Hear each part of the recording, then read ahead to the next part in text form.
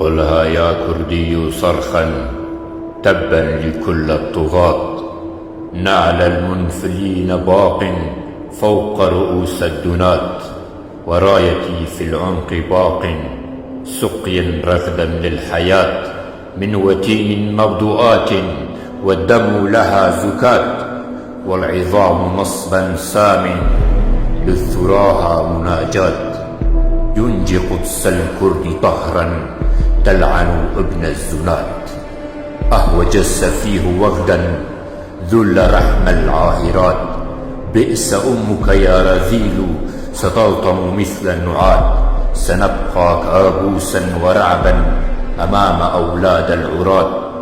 فرارا سوف تغدون كالخنازير الحفاة، سوف نحيا يوما ما ونشرب كأس الحياة. حياتنا كما شئنا خالية من الطغاة، سنفرش التراب حبا بدماء الزاكيات، ونعلن مجدنا دوما بالغا للأمنيات.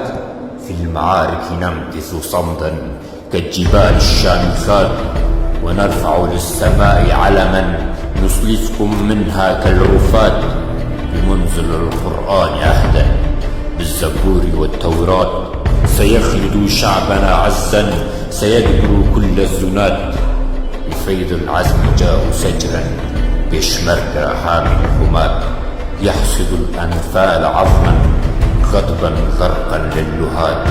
نارهم بركان صبا دفننا ولهب العصاة، وحصادنا في التراب شعبا سيحيا ويفنى الفنات. فوق الأنف وعنها رغما وليدها سيف الوصاة، ويحيا الأرض بنا حبا ونشرب نخب الحياة. وعاشت كردستان حرة نهرا عن أنف